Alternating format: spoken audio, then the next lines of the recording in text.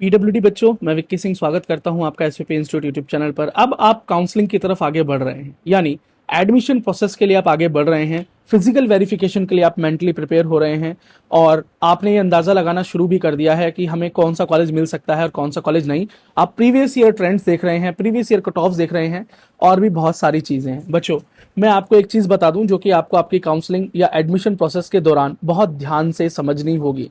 और अगर आप यहाँ चूक करते हैं तो हो सकता है कि आप ऐसी गलती कर दें जिसका रिग्रेट आपको बहुत लंबे समय तक होता रहे। सबसे पहला, आपको ये देखना है जिस कॉलेज में आप एडमिशन ले रहे हैं वहां पर बॉन्ड कितना है, और अगर बॉन्ड है और आपकी मजबूरी है कि आपको एडमिशन वहां लेना ही पड़ेगा तो बॉन्ड छोड़ने की पेनल्टी क्या लगती है।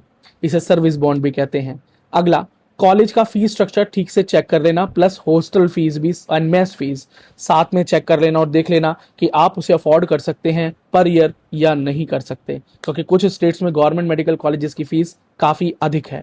अगला, कॉलेज हॉस्टल फैसिलिटी किस प्रकार से है, हॉस्टल और आपके कॉलेज की दूरी और आपके कॉलेज हॉस्टल और हॉस्पिटल की दूरी कितनी है। अगर आपकी फिजिकल लिमिटेशन ज्यादा है, अगर आपको लोकोमोट करने में प्रॉब्लम होती है या आपको फिजिकल लिमिटेशंस हैं इस तरीके की कि आप बहुत ज्यादा पैदल ट्रेवल नहीं कर सकते, तो ये दूरी आपके लिए बड़ा ही इंपॉर्टेंट फैक्टर है और इसका आप अर्ली स्टेजेस में ही पता लगा लें।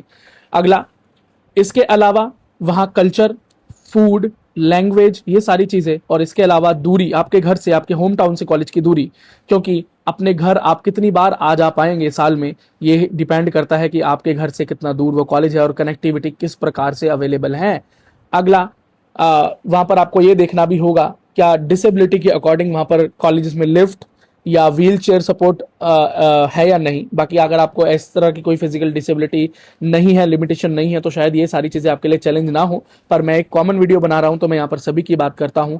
फिर आपको ये भी देखना जरूरी है कि कोई पीडब्ल्यूडी बच्चों के साथ वहां कोई डिस्क्रिमिनेशन तो नहीं है, पीडब्ल्यूडी होने की वजह से कहीं उनको डिस्क्रिमिनेशन फेस तो नहीं करना पड़ता, रैगिंग फेस तो नहीं करनी पड़ती, या मैनेजमेंट के तरफ से कोई डिस्क्रिमिनेशन या हिस्टोरिकल इस तरह का कोई परेशानी तो झेलनी नहीं पड़ती, या डबल वेरिफिकेशन का कोई परेशानी तो बच्चों को नहीं है, क्योंकि ऐसा होता ही है।